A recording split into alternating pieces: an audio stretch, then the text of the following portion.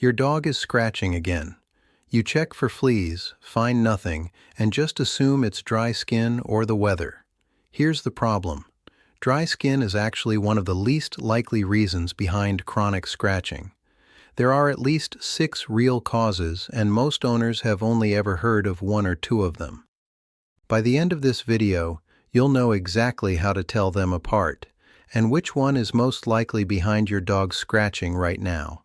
Hey everyone, I'm Dr. Aaron Kelly. Comment right now with 1 word. Where does your dog scratch the most? Ears, belly, paws, or base of the tail? Hold on to that answer because it actually narrows down which cause is most likely, and I'll come back to it. Let's break down the real causes, one at a time. Part 1. Parasites. The 1. Everyone checks first. This is where most owners start, and for good reason. Fleas, ticks, and mites are a genuinely common cause of intense itching. But here's what trips people up. You can have a flea problem without ever seeing an actual flea. A single flea bite can trigger an intense allergic reaction in some dogs that lasts for days, long after that one flea is gone. What to actually check?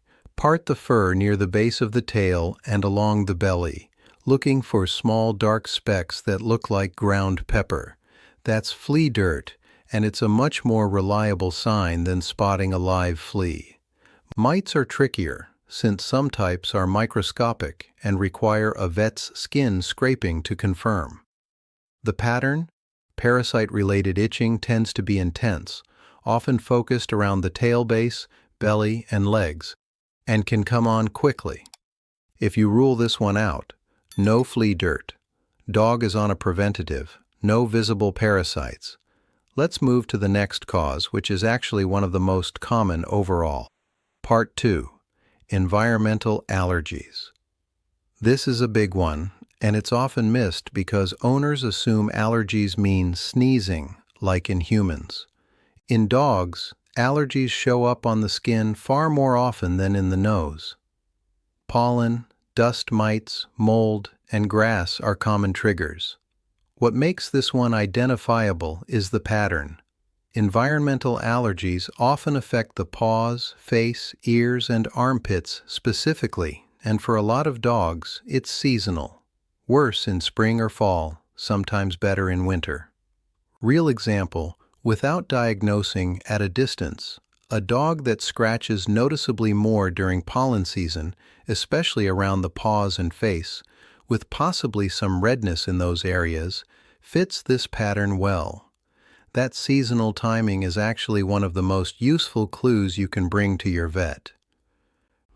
What actually helps? This genuinely requires your veterinarian, because pinpointing the exact allergen usually needs allergy testing or an elimination process. But identifying the pattern yourself, where, when, how often, gives your vet a massive head start. Comment below. Does your dog's scratching get noticeably worse during a specific time of year?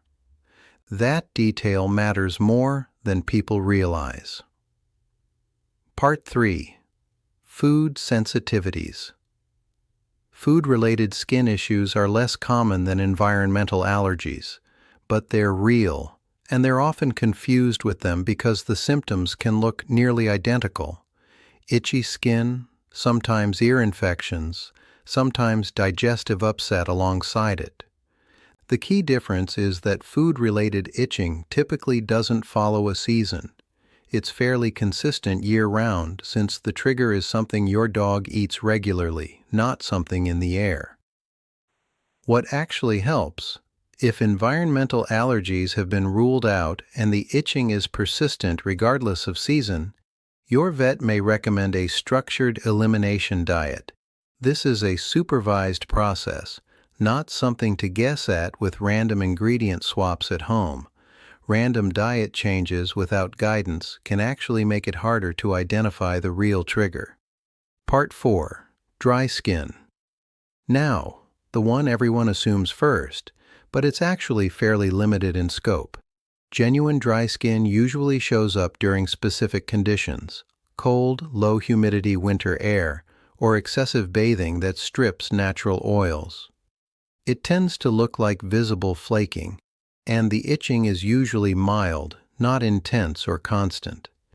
If your dog's scratching is severe, focused on specific areas, or happening regardless of season or bathing habits, dry skin alone is unlikely to be the full explanation. There's probably something else going on underneath it. Part 5. Skin infections.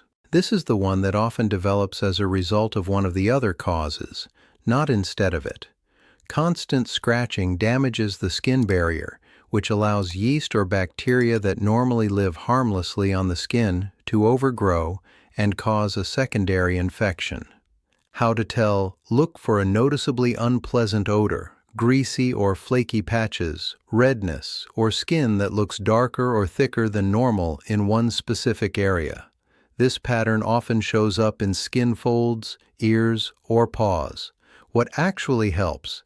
This genuinely needs a vet visit because it usually requires an actual diagnosis of what's growing on the skin before an effective treatment can be chosen. Guessing here can let it worsen while you experiment. Drop a comment. Has your dog ever had a spot that seemed to develop its own smell or looked different from the surrounding skin? That's exactly this pattern. Part 6. Stress and anxiety.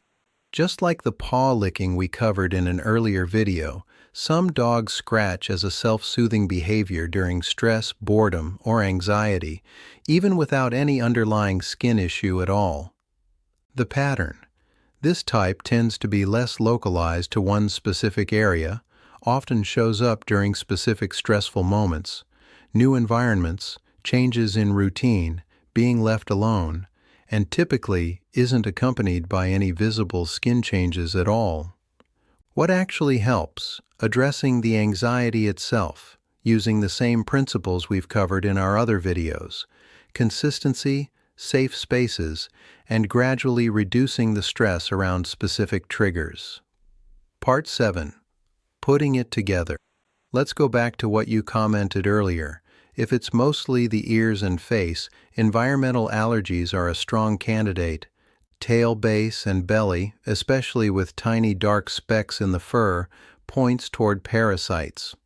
Itching without any clear seasonal pattern, possibly with digestive symptoms too, leans toward food sensitivity. A spot with an odor or different-looking skin suggests a possible infection developing, and itching with no visible skin changes tied to specific stressful moments points toward anxiety. I want to be honest with you. These patterns are strong clues, not a replacement for an actual vet exam. If your dog's scratching is frequent, intense, or lasting more than a week or two, that's worth an actual visit, not more guessing, even educated guessing. Let's recap the 6 real causes: parasites, environmental allergies, food sensitivities, dry skin, infections, and stress. The location, timing, and any accompanying signs are what actually tell you which one you're likely dealing with. Here's what I want from you right now. Scroll back up and comment which cause you think matches your dog best, based on everything we just covered. I read every single comment, and I promise you, seeing your answers helps me know exactly which one of these to dive deeper into next. If this video helped you actually understand what's behind your dog's scratching instead of just guessing, hit subscribe. I break something like this down every week, and if you know someone who's been guessing at home remedies without any real answer, send them this video right now. It might save them weeks of frustration. I'm Dr. Aaron Kelly. I'll see you in the next one.